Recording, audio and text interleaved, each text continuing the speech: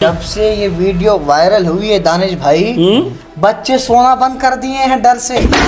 بات کر رہے ہیں. میرا یہ گمان کہتا ہے کہ جو اچھے پڑھے لکھے خطیب جو ہوتے ہیں جو ایسے بھونڈے انداز کو اپناتے ہیں مجھے جہاں تک لگتا ہے کہ ان کی بھی کہیں نہ کہیں مجبوری ہوتی ہوگی. جو بخاری پڑھاتے ہیں جو مسلم پڑھاتے ہیں ان ایسے مائناز اساتذہ اسٹیج سے کوسوں دور ہو گئے.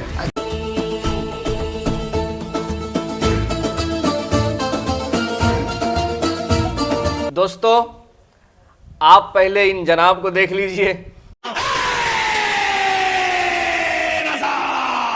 یہ احمد نوری کا فیض نور ہے. ہو گئی میری غزل پڑھ کر قصیدہ نور کا.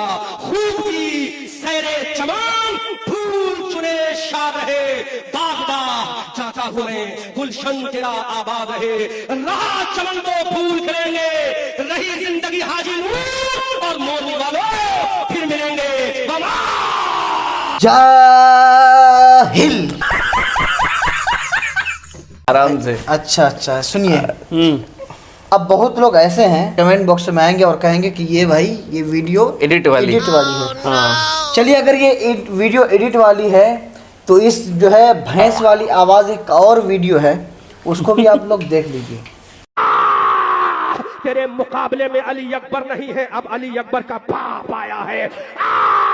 تیرے مقابلے میں اب قاسم نہیں, قاسم کا چچا آیا ہے. اب لگتا ہے کہ آپ لوگوں کو تسلی مل گئی ہوگی کہ ہاں یہ اوریجنل یہ مولانا کیا نام ہے احمد رضا منظری کی ہی آواز ہے. اب آپ تسلی بخش ہو گئے ہوں گے. لیکن میں آپ کو بتاؤں ایسا لگتا ہے بولیے کہ ان کی آواز میں بھینس کی آواز سما گئی ہو. ایسا لگتا ہے کہ ان کے گلے میں پھٹی ہوئی بانس پھنس گئی ہو. ایسا لگتا ہے کہ کپل شرما کا جوش اس کے اندر سما گیا ہو. اور بتائیے دانش بھائی, احمد رضا بھائی, یہ بندہ ممبر رسول پر تقریر کے لیے آیا ہے. ہمارے ناظرین کو بتائیے کہ خطیب کیسا ہونا چاہیے, تقریر کس کو کہتے ہیں, جلسہ کا مقصد کیا ہے.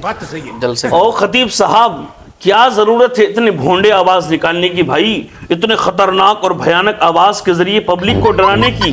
یار میں تو کہتا ہوں اگر مجلس میں دل کے مریض بیٹھے ہوں گے تو 2-4 لاش برآمد ہو جائے گی. گجب بےعزتی ہے. ارے بھائی تبلیغ ہے یار, یہ کوئی ڈرامہ تھوڑی ہے, ڈرامہ شو تھوڑی ہے. یہ تبلیغ سادہ لب و لہجے میں کیجئے, سنجیدگی انداز میں بھی گفتگو ہو سکتی ہے. کیا ضرورت ہے اتنے بھیانک آواز نکالنے کی. علامہ مولانا احمد رضا منظری صاحب آپ علامہ ہیں اور شاید کہ آپ مفتی بھی ہیں شاید. بہرحال اگر آپ علامہ ہیں تو آپ کو تبلیغ کا احسن طریقہ پتہ ہونا چاہیے. قرآن کریم کو اگر آپ نے پڑھا ہے تو قرآن کریم میں اللہ نے تبلیغ کا احسن طریقہ اس طریقے سے بتایا ہے. اللہ کریم نے فرمایا ہے ادعو الی سبیل ربک بالحکمت والموعظۃ الحسنہ. یعنی اللہ کریم قرآن عظیم میں ارشاد فرماتا ہے کہ اپنے رب کے راستے کی طرف بلاؤ حکمت کے ساتھ اور اچھی واضح و نصیحت کے ساتھ, یعنی سنجیدگی لب و لہجے میں بلاؤ تاکہ لوگوں پر اثر کر جاوے. اگر بھونڈی آواز نکالیں گے تو لوگ مر جائیں گے یار. آپ بھونڈی کہہ رہے ہیں, جب سے یہ ویڈیو وائرل ہوئی ہے دانش بھائی بچے سونا بند کر دیے ہیں ڈر سے. کیا بات کر رہے ہو یار. ایک بات بولوں, ہاں جب ہم لوگ چھوٹے تھے نا تو باہر کوئی کچھ بیچنے کے لیے آتا تھا کوئی چیزیں, تو اسی انداز میں چلاتا تھا برب لو ہو. ہاں اسی انداز میں صحیح پکڑے. تو مجھے تھوڑی اسی کی یاد آ رہی تھی. انش بھائی یہ حال ہے. بتائیے یہ جلسے جلوس کی تقدس کو پامال نہیں کیا جا رہا ہے, کیسا طریقہ ہونا چاہیے, انتہائی کیسے خطیب کو سب مدعو سے کیا پہلے جائے. جلسہ کا مقصد بتائیے آپ. دیکھیے جلسے کا مقصد ہے تبلیغ. اس سے دین کی تبلیغ ہو, لوگ جو بے راہ روی پر ہیں وہ راست پہ واپس آ جائیں.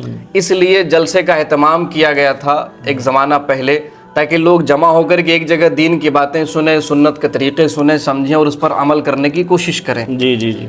لیکن یہ جو حالات ہیں یہ حالات ایسے ہیں کہ ان حالاتوں میں کوئی اگر اسٹیج پہ کوئی سنجیدہ عالم بھی اگر بیٹھے ہو نا تو وہ شرم سے اٹھ کر کے چلے جاتے ہیں. ظاہر ہے وہ نہیں بیٹھتے ہیں.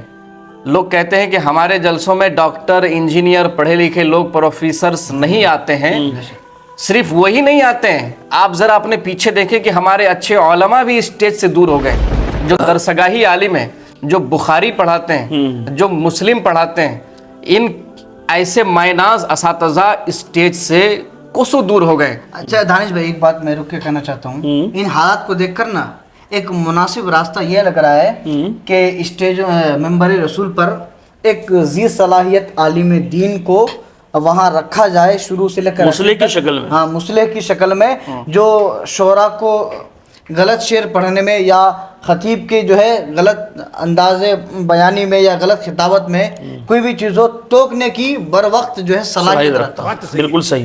میں آپ کو بتاؤں قمر بھائی, ماضی بعید میں ایسا ہوا کرتا تھا, ٹھیک ہے, لیکن اس دور میں پتہ ایسا کیوں نہیں ہوتا ہے.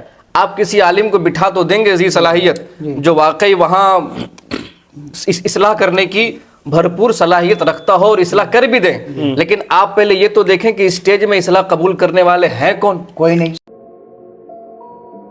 اور دوسری بات کہ اسٹیج میں اگر اصلاح وہ کر دیں تو آج کل لوگ ہاتھا پائی پہ اتر آتے ہیں, بتائیے اس کی ذمہ داری کون لے گا؟ کیا آپ اس کی ضمانت لیں گے کہ ہاتھا پائی نہ ہو؟ سب سے پہلا کام یہ ہونا چاہیے کہ جو اس مزاج کے لوگ ہیں ہاتھ اپائی والے, سب سے پہلے تو ان کو ممبر رسول میں چڑھنے کا کوئی حق نہیں, ان کو اتارا جائے. ظاہر بات. آپ نے بالکل صحیح کہا. میرے حساب سے بھی وہی ہے کہ جو لوگ اسٹیج کے عزت کو نہیں سمجھ رہے ہیں, صرف ہاتھا پائی سے ہی نہیں, جن کی زبان بھی گندی ہے, جو اسٹیج پر بیٹھنے کے اور بولنے کے قابل نہیں ہے, ایسے لوگوں کو بھی اسٹیج سے دور کیا جائے. اچھا یہ دانش بھائی, قمر بھائی, میرا یہ گمان کہتا ہے کہ جو اچھے پڑھے لکھے خطیب جو ہوتے ہیں, جو ایسے بھونڈے انداز کو اپناتے ہیں, مجھے جہاں تک لگتا ہے کہ ان کی بھی کہیں نہ کہیں مجبوری ہوتی ہوگی کہ سامعین کو جو سامعین سننے والے ہوتے ہیں, جو آج کل ہمارے نوجوان طبقات کے لوگ ہیں, ان کو بھی ایسے ہی بیان سننے پسند ہے, اس لیے بھی کچھ پڑھے لکھے خطیب بھی بگڑ جاتے ہیں. ان کو خوش کرنے کے چکر میں ایسی ایسی بھونڈی آواز نکالتے ہیں, چیخ چلاتے ہیں, جو کہ وہ لوگ جانتے ہوئے ایسا کرتے ہیں. کہ ایسا تو نہیں ہے؟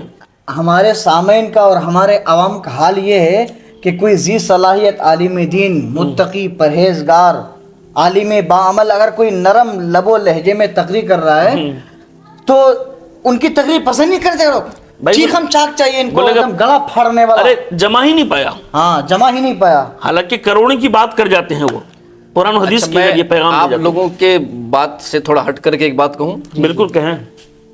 ہم نے جو چیز لوگوں کو دکھایا نا, سب سے پہلی بات کہ ہم نے آئینہ ہی لوگوں کو غلط دکھایا ہے. صحیح بات. ظاہر سی بات ہے, آپ کسی کو اگر کوئی چیز بارہا دکھائیں گے تو وہ انسان اس چیز کا عادی ہو جاتا ہے. ہے کہ نہیں؟ ہم نے کیا کیا ہے کہ ہم اپنے مدرسوں کے جلسوں میں سب سے پہلے ہم نے کیا کیا تھا کہ 25,000 20,000 کے مقرر بلا کر کے اس نیت سے ہم بلانے لگے تھے آج سے قریب کچھ دن پہلے, کہ تاکہ پبلک جمع ہو اور ہمارے مدرسے کا چندہ زیادہ سے زیادہ ہو جائے ان کے نام پر. اور وہ 40,000 25,000 دینے کو تیار ہو گئے تھے. اب یہ جو رواج ہے یہ اور عوام میں رائج ہو گیا. تو عوام کیا کی کہ بھائی جو لوگ 25,000 میں آئے نا وہی کامیاب ہے. صحیح. جو 30,000 میں بلائے جائیں شاید وہی سب سے بڑے پڑھے لکھے ہیں, تو ہم انہی کو سننے کے لیے جائیں گے. اگر ہمارے مسجد کا امام اگر آدھا گھنٹہ تقریر کر لے جلسے میں تو وہاں کی عوام پریشان ہو جاتی ہے کہ امام صاحب باہر کے لوگ کیا چہرہ دیکھنے آئے ہیں. یار میں ایک بات, یہ حال ہے. تو میرا کہنے کا مقصد یہ ہے کہ یہ ہم نے لوگوں کو پلایا ہے پہلے, یہ ہم نے لوگوں کو دکھایا ہے پہلے.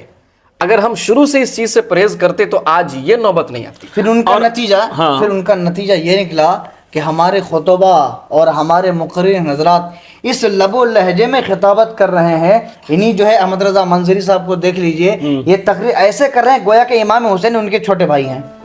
بتائیے, دیکھ لیجئے, ویڈیو دیکھیے کیا کہہ رہے ہیں. امام حسن سجدے میں, امام حسین سجدے میں جا رہا ہے, امام نے تکبیر تحریمہ کہی, امام نے الحمد پڑھی, امام نے سورت پڑھی, امام رکوع میں گیا, دنیا دیکھ رہی ہے, امام رکوع سے اٹھ رہا ہے, دنیا میں زخمی ہو چکا ہے. اللہ کبیرہ. یار میں تو یہ حالات حاضرہ کو دیکھ کر کہتا ہوں کہ جو آج اسٹیجوں پر جو یہ نذرانہ والے فکس کیے ہوئے جو خطیب آتے ہیں نا, ان تمام خطبہ سے بڑھ کر سب سے بڑا خطیب جو اس ٹائم میں ہے وہ آپ کے مسجد کا امام ہے. کیوں؟ ارے بھائی ہر جمعہ کو آپ مختلف موضوعات پر وہ تقریر کر کے سناتے ہیں. اگر انہی باتوں پر اگر عمل کر لے تو انسان کو پھر ان جلسوں میں جانے کی کیا ضرورت پڑ جائے. یہ 30 ہزار 40 ہزار پر یہ لوگوں کو بلانے کی کیا ضرورت ہے؟ سب سے بڑا خطیب، سب سے بڑا مقرر، سب سے بڑا ذاکر، سب سے بڑا واعظ آپ کے محلے کا امام ہے، جسے آپ 7000 8000 میں لوگ امام کو جو ہے نچا رہے ہیں. اگر قوم سدھرنا چاہے تو جمعہ کے خطاب میں ہی سدھر سکتا. اچھا ایک میں آخری بات کہوں، بگڑتے حالات کو سدھارنے کے لیے جلسہ ہو تو میدان میں نہیں، مسجد میں انشاءاللہ باادب لوگ آئیں گے، بالکل سننے والے بھی، سنانے والے بھی، اور انشاءاللہ باتوں میں اثر بھی ہوگی.